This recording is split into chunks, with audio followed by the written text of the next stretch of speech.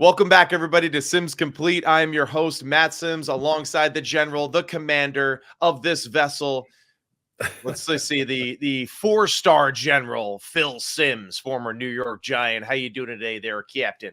Yeah, I'm doing well. I tell you, it's this little opening here. It's our fifth try getting it straight, so hopefully this will be a good one here. Oh yeah, But you love doing that. You love just peeling back the curtain there and kind of just reminding everybody of how long it takes. But that's also because your mic was too loud. You hit the yes, mic with your papers, yes. so don't act like this is a one-sided issue here. Okay. Once again, I'm the problem. It's never the kids or my wife. It's always me. Okay, That's but right. yeah, That's right. good. That's the part of being a great father. Just take all the blame. That's what it's about. Oh, is that it? Yeah. That's be great. Love Uh, just but hey, let's get into this quarterback stuff a little bit. We'll get yeah. Who are we into talking about today, big guy? Well, we're going to start out with Bo Nix. Yes, sir.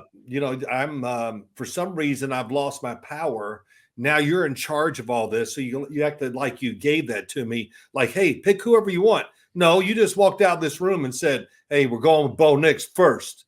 Hey, okay, I got it. Okay. So we can So it's all obviously good. see here early on, right, as you sit on this therapy chair, that control is an issue with you. But okay, we'll get to some of those things Yeah, later that's as we right. we we unravel, right? We How all did those I lose it? I lose it. I lost it. Okay. yeah.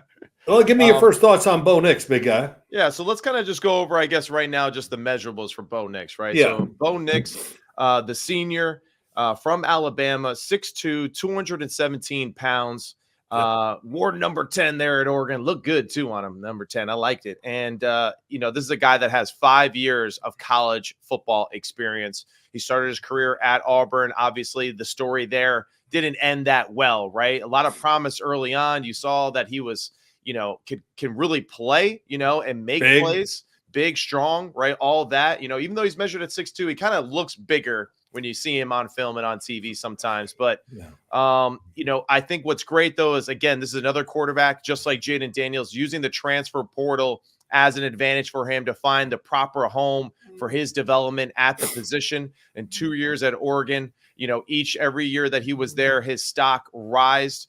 So his experience, the way that he plays the position, all that at Oregon, everything really paid off for him, though. So what are some of your first initial thoughts when you watch the Bo Nix film?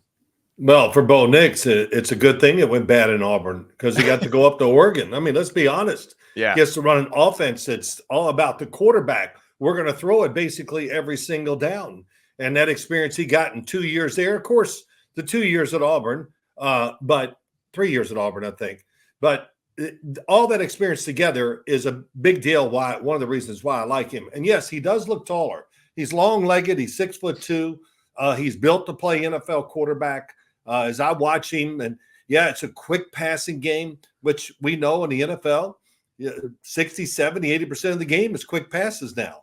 So he does all that well. Screens, quick throws to the outside. He's really good on the run, which they did a lot of in Oregon.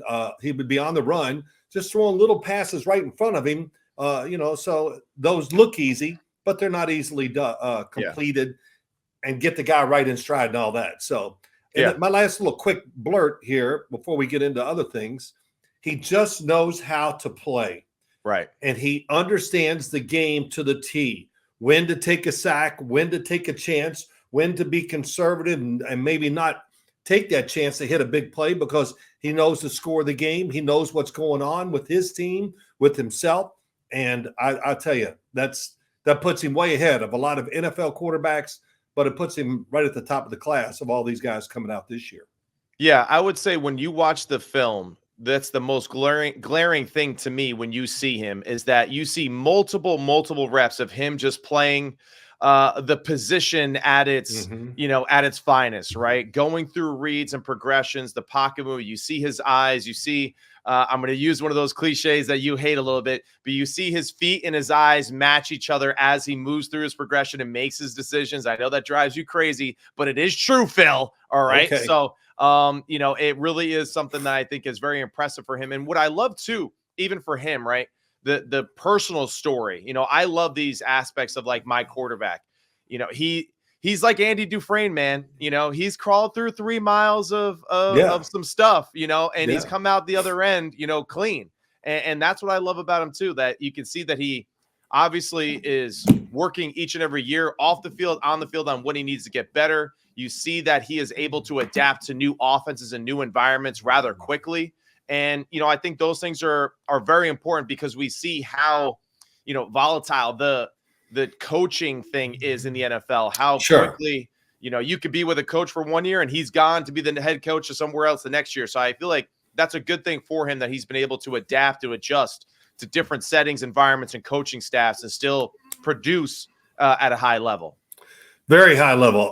To go out there to Oregon, what kind of who they are, and over the years, it's a great place to be a college quarterback or play football in that respect. But to go out there and to become the leader of the team, and I know that's a little easier for a quarterback, especially when you have an offense like they do.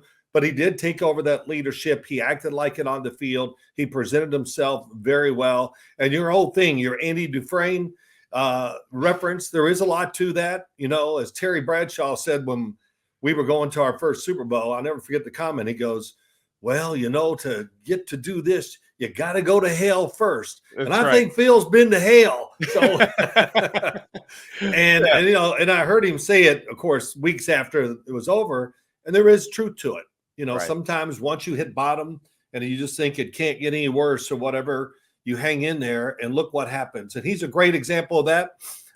You said it. Listen, he can make all the throws, off schedule throws. He can move and throw.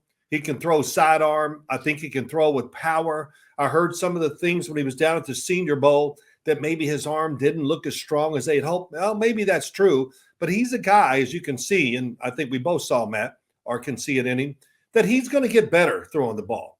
Yeah. Because it's really close now. And it's hard to pick apart what I don't like about his throwing motion. Right. So, he's definitely like Jaden Daniels, very consistent with his throwing motion and obviously just his body positioning for his throwing. There's not a lot of inconsistency. I think both those two guys are the most consistent as far as every throw looks damn near the same, Right. And they really do a great job of adjusting their body. What do you think though about like his overall mobility in the pocket, outside the pocket too? Do you think that he's above NFL standards that way? I do. As we talk about it, and if we ranked all the quarterbacks 1 to 64 or 1 to 32, however you want to do it, mobility wise, he's going to be in the top half of that. Okay. And I'm not going to say he's a blazer, but he moves very well. He's big. He can break tackles. So I'm impressed with the fact how he runs the offense, physically how he throws it. And I think his running is good enough where he's going to be a factor in big situations in the NFL, 3rd and 5. Yes, he's the guy that can figure it out and get that first down, but he reacts quickly to situations. Right. In other words, if he feels the situation is 3rd and 5, he sees a little hole open up in front of him. I wrote this down in my notes. He takes off and gets it on the run. He doesn't just get stuck on the pass play. Yeah. So I think that's always important. I think it took me a long time in the NFL. I don't know when you learned, but to run on 3rd downs. If they're going to play man-to-man, Dan Reeves, hey, if they're going to play man-to-man, which you're going to know before the snap, if you don't like it, run. Right. And not that I tore it up, but, I picked that. But you pick up some good first downs to keep it going. Yeah. And it's something that's big in the NFL. And he's definitely going to be very capable of doing that. He ran for 744 yards and 20 touchdowns out in Oregon. So it's not like they play in some small conference. They got some teams out there that know how to play.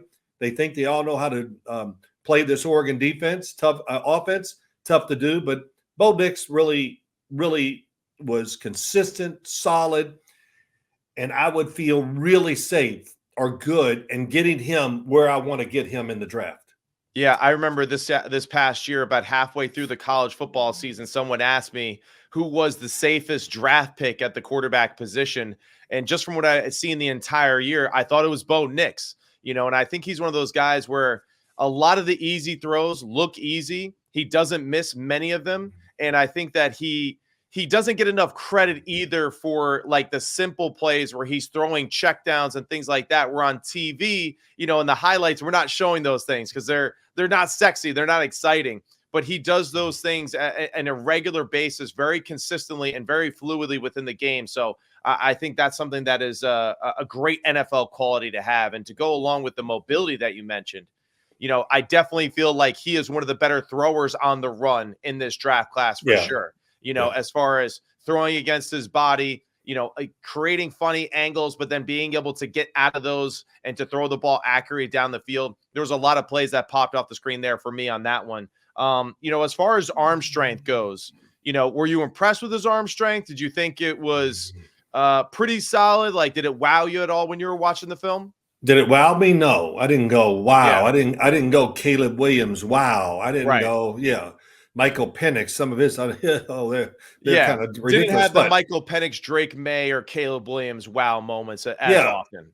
But, he did. I wrote this down. I was going to say it right before you asked me. He can hit the whole shot. In other words, between the safety and the corner, he can drive it in there. Saw quite a few of those. He can loft it up in the air high, turn it over for 60 yards. So, I mean, that to me, that's plenty in the NFL. You won't throw them any farther than that. And, I actually said that when you were talking. Sideline to sideline, everything's available to him. So what else can you ask for? So he won't have the best arm in the NFL, but he's going to be in the middle of the pack.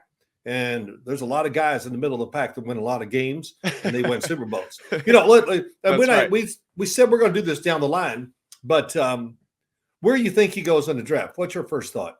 I guess my first thought is he would be, I honestly would be a little surprised if he was a first rounder. I see him probably being like a second or a third round quarterback. I don't know. I mean, again, it's one of those things where it just depends on what the market and how that goes with the first few picks and the Caleb Williams situation. But I would value him, as far as a stock price, right? A high first rounder, late in the first round. Wait, say that again. You said high first rounder. Yeah, second, late in the first round, excuse me. First rounder, second round quarterback. Yeah, okay. I kind of see it. The best I think it's going to be is late first. Yeah. And, and always you'll hear it on TV 1,000 times. Well, somebody can move in there late in the first round because we'll get the 5-year contract. I understand it too. But that team that does it, I look at it as a team that is really solidified with their starting quarterback, and they're trying to hit on a backup, and maybe it transitions to a starter one day. Yeah. So, but I would think second round, middle of the second round would maybe be the latest I see it. I'm trying to think of teams like if he fell to the second round, the Los Angeles Rams, would they? You got Bo Nix, all that experience, and you know what he is, and all that. Teams like that where the starter, you have no chance of beating him out.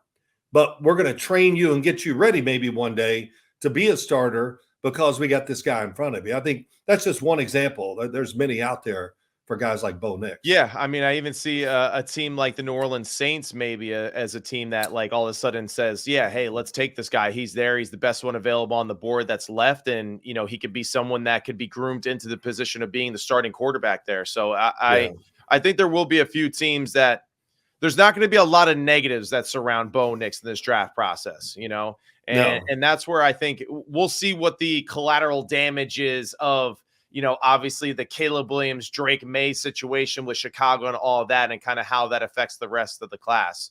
But Bo, I think is, I want to go to this now too, just like his accuracy and all that. That's where I think he really kind of shined to me when I was watching his film, right? Is that the accuracy that he continuously displayed was extremely impressive. And like you mentioned before, the sideline to sideline stuff, the intermediate stuff, the stuff behind the line of scrimmage, that's where didn't see a ton of throws where I'm like, man, that got away from him. He missed big, there was, he aims small, he misses small, like your boy Mel Gibson in The Patriot, and that's what was really impressive to me is that I think as far as like we talked about that technique, his arm flexibility, his arm consistency, as far as throwing, the accuracy and decision-making was, high level quarterback play. Yeah, it really was. You're right. You don't see him miss many plays when you're watching the tape and are watching his games. It's just, there's nothing about him that really makes me nervous. Right. So, you feel really good, the family, he's married already. oh my gosh, he played 5 years of his age. Don't you love that? Oh, the age becomes such an age. There, he's 24. What the hell's the difference between being 24 than 22? Whatever. They act like it's you're not going to keep these guys for 15 years. That's a dream. Well, I mean, I feel like nowadays too, like who cares? Because it means nothing. And anyway, like at the quarterback position, I feel like, Patrick Mahomes has been a little bit of an anomaly, right? But for the majority of the position, everyone seems to kind of hit like their career highs or their peak of their performance in their late 20s, early 30s, right, at the position. Because it's really more so about the fact that they've kind of seen it all. They've seen all the different looks and all the different defenses, and they've had so many experiences. They become better leaders. They know what to do, how to react. And, that's where like the age thing to me, I don't really give a damn about it at all. If he can play, he can play. Yeah, he can play. That's it. Yeah. I think that's been established. And like I said early, it's a good thing he went to Oregon. Man, I forgot who went up there this year. It doesn't matter. But some of these teams, even LSU, Oregon, USC, where you're just going to throw it basically every down. If you're going to be a transfer guy in the portal as a quarterback, try to make sure you're the guy that can get one of those spots. Yeah, because they're pretty good. No doubt. No doubt. Yeah, but so Bo Nix, everywhere you said it right, Matt. Everything about him is kind of safe. Yeah, the coach's son, his father, they're into it. The family, they love football. I mean, there's really nothing not to like. Big, long arms, big hands. So these are all traits that experience all travel well to the NFL. Yeah, and I think the reason why sometimes he kind of falls through the cracks too with this whole process is that he just, he's just not as clear cut in some of these boxes that you check off where he is exceptional. I mean, Caleb's highs, it's like he's in the top 2 or 3 in the league the day that he steps on the field. Same with Drake May. Some of his wow throws, it's top 5 in the NFL right now, and that's where I feel like Bo, just because of the class that he's in, doesn't quite get that credit that he deserves because he's just not as exotic, of a playmaker as maybe the other two are occasionally. But, he can do it all. And that's really the main thing is that there is no lapse in his game like maybe that we discussed in Drake May's conversation. Yeah, that's right. He does it all. So that's his strength. And it's not one special thing. We don't say he's the fastest guy in the draft. He's got the greatest arm. I will say this, he hits all the routine throws and he makes a couple special throws. That's always my line. Right. Can you hit the routine ones and not miss them? You just can't miss the routine throws. And really in big time college, especially in the pros. And can you make 3 to 4 special throws a game, which you need? That's if you're capable of that, then you have a chance to be a starting quarterback in the NFL. Yeah, absolutely. I mean, I even see too, like, I guess who would be your comparison for him in the NFL right now? Who does he remind you of when you watch his film? Oh my gosh, you caught me off guard. Who do you remind? You tell me so I can think of something. I kind of see like almost a juiced up, more athletic version of Kirk Cousins. Oh, okay. All right. I mean, a little more athletic, more mobility, all that stuff. But as far as like kind of the way that he plays tough. He hangs in the pocket. He moves well in the pocket. He makes good decisions. He's got an above average arm or an underrated arm. And, I just kind of see like a little bit of a Kirko Cousins there. But again, just more athletic. Yeah. Bigger, more athletic. Kirk Cousins is a knockdown thrower. NFL knockdown thrower. No doubt. I can't put him in that class just really because of that. I know, but that's one of the reasons why I said though that it is him because he's kind of that way at Oregon. I mean, God, the guy completed 71 and 77% of his passes in 2 years there. I mean, so to me, it's like that's knocking him down right there. That is, but. But let me just explain to you, Kirk Cousins is not checking it down a whole lot. No, you're right. You're right. They're hammer throwing it. They're throwing it down the field. No, I'm trying to think who it was. I had somebody, but boy, this may be terrible. He's Derek Carr, but he's more mobile and he plays a different game than Derek Carr. Yeah. Okay. Right. And he, his presence on the field and how the players. I don't know. That's no, I thought that too. When you said yeah. I was thinking Derek Carr. When you were thinking, I was like, he might say Derek Carr here. So Yeah, but but yeah, but it's different. it's Okay, different. Yeah, I the got you. size. Yeah, you got me. Yeah, You know what no, I'm trying to say. I know what you're saying. I know what Yeah. you're saying. Oh, Yeah, I'll say it, but it's just yeah, he's going to run more. yeah, Just how he conducts himself on the field. He's a leader big time off the field, all yeah. those things. And he I'm cuts sure it Derek loose. Carr is too, but Yeah. that's who I kind of see him as that type physically too. And he kind of cuts it loose a little, Yeah. more so, than Yeah. what we've seen from Derek. But I think that's a great comp. I like that one a lot. And that's really all we got today for Bo Yeah, Nix. plenty. Yeah. Any finishing thoughts on Bo Nix?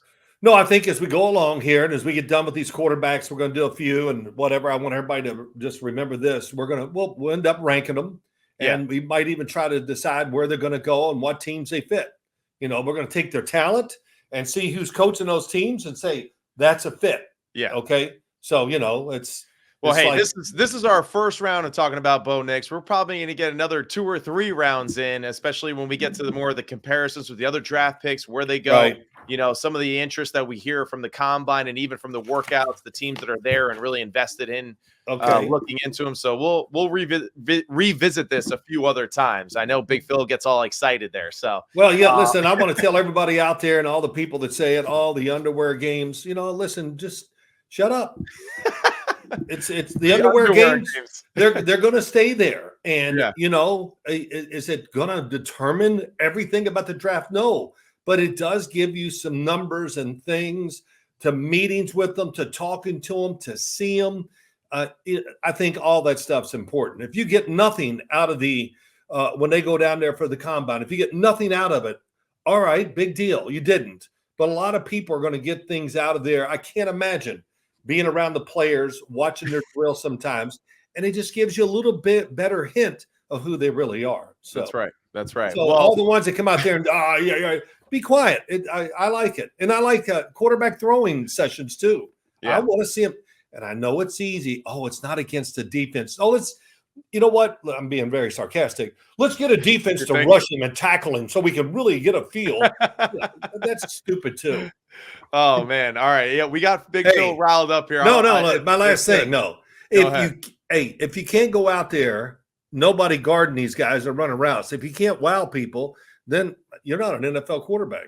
I don't know what else to say. That's a good closing statement right there. And that's all that we have today from the underwear games. That's my host, Phil Sims. I'm Matt Sims. And we will be back with more QB breakdowns here coming up soon here on Sims Complete. Thanks for listening, everybody.